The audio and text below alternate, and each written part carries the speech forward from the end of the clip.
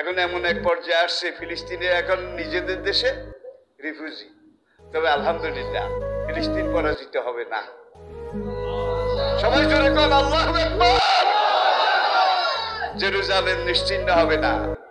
আল্লাযী বারাকনা হাওলাহু, যেখানে 5000 নবী শুয়ে আছেন, যেখানে নবী সুলাইমান শুয়ে আছেন, যেখানে ইব্রাহিম আলাইহিস সালাম শুয়ে আছেন, বাইতুল মাকদাস থেকে 1.5 কিলোমিটার দূরে আল খলিল নবী ইব্রাহিম আলাইহিস সালাম শুয়ে আছেন, ইয়াহিয়া জাকারিয়া যেখানে শুয়ে আছেন, সেই পবিত্র জায়গা এই ফিলিস্তিন। আজকে সেখানে ভাই আল কুফরু মিল্লাতু ওয়াহিদা, কাফেররা তো মুসলমানের বিরুদ্ধে আছে।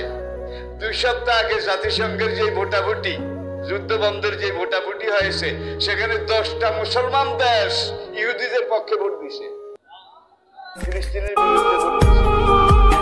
কিরে ভাই, তাহলে এগুলো তো মুসলমান দেশ, এগুলো ইহুদির চাইতে খারাপ। আপনারা কি আমার উপরে রাগ করেছেন? এটার মধ্যে বর্তমানে এই অবস্থা আছে। তবে যুদ্ধ চলছে।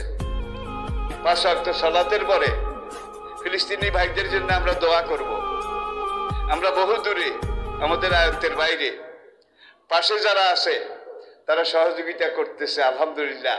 সিরিয়া থেকে আক্রমণ চলছে ইসরায়েলের উপরে, ইয়ামান থেকে আক্রমণ চলছে, ইরান থেকে আক্রমণ চলছে আলহামদুলিল্লাহ। হয়তো আর 1-2 সপ্তাহের মধ্যে আরো এটা গাঢ় হবে। আর ইহুদিদের এখন আজ থেকে 1 মাস আগে যখন বলা হয়েছিল যুদ্ধ থামাও, ইসরায়েলের প্রধানমন্ত্রী বেনিয়ামিন বলছিল না, থামাথামি নাই, ফয়সালা তলোয়ার সে হোগা। আর এখন সেই বেনিয়ামিন কয় যুদ্ধ থামাও। অল্প দুঃখে কয় কেন? যখন দেখছে এদের সাথে আর কুলানো যাবে না। ফিলিস্তিনের সাথে আমরা আসি, আমরা দূরে হতে পারি। ইন্নামাল মুমিনুনা ইখওয়াতুন ফাসলিহু যাতা বাইনা ইখওয়াইকুম। এই আয়াতের তাফসিরে নবী বলছেন লা তাহাসাদু ওয়ালা তাদাবারু ওয়ালা তাজাসসু ওয়ালা তানাবাজু কুনু ইবাদাল্লাহি ইখওয়ানা। তারা আমাদের ভাই, আমাদের মন কান্দে, প্রাণ কান্দে, ঠিক কিনা বলেন?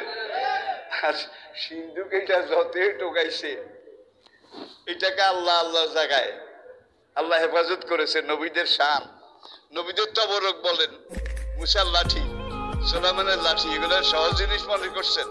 সুলাইমানের আংটি এই সিন্ধুকের ভিতরে, যেটাকে বলে তাবুতে সকিনা, তাবুতে সকিনা।